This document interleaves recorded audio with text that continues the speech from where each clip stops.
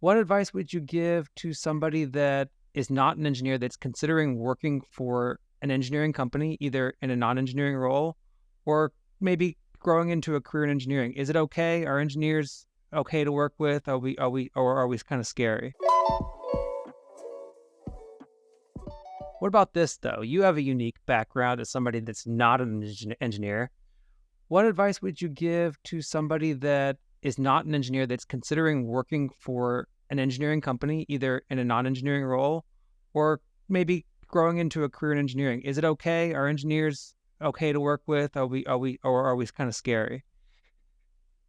No, it's a great look. I've got folks of very diverse backgrounds working at me Yeah, engineering, and I could tell you flat out that having a proper academic engineering background is not the only key to success in this field. It can be learned. I would tell anybody that it seems kind of like okay, mysterious, daunting, right? In order to gain proficiency within an engineering field, but man, osmosis is a hell of a thing. Like you can really absorb a lot. And if you work for a company with the right culture that can kind of embrace the fact that, oh my gosh, you don't have an engineering degree, well, then you must not be capable of understanding what I understand. Like I could tell you right now, we have tolerance for that in engineering, and that if we're really looking for the right people who want to learn, they may have a more diverse academic background or something that they can contribute to us. And if you see that in you, right, there's a place, right? There's a place for you, and we will support you along the way so that you can be a part of this. And it's not like we just hire engineers too. I've got business roles, administrative, operational type roles too that support the engineer. So maybe it's like not a matter of you having to know how to calculate, loads on electrical equipment or something like that. Is you're capable of helping support the engineering teams in a very effective way that helps them be more successful. It's just as important. So, um, engineering companies do marketing.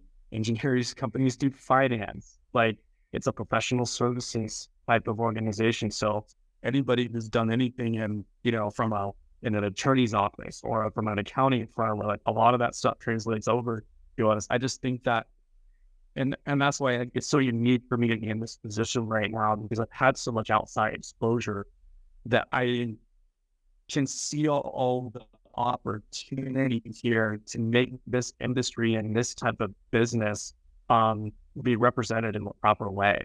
What the real opportunity is. Like, you don't have to sit and kind of like hide behind the curtain of what we do. Like, this is exciting stuff. Like, we're growing and we're growing fast, and we're in a very specific niche in the economy right now where the majority of investment is happening.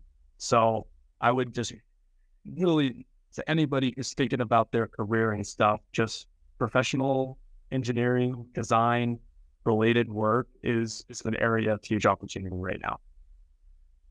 agree. And I think that's the perfect bow to put on this story that we've had here about your career journey, you being a non-engineer, but growing in and around engineering and getting involved in the operational aspects and project management and sharing that, yes, anybody else can do it too. You can work your way into the industry.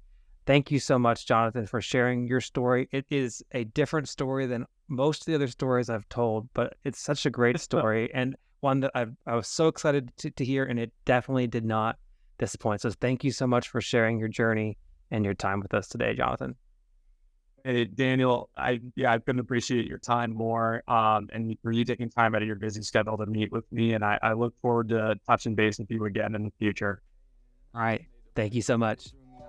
All right, take care. I'm not complaining, nah, I'm not complaining. My thoughts get complicated, I cannot explain in layman's. Never losing focus because I ain't chasing payments. Still playing in the basement while I'm working on arrangements. They heard the kid in 50 countries, thank God that's amazing. But I'd rather thank Spotify, they put me on the station.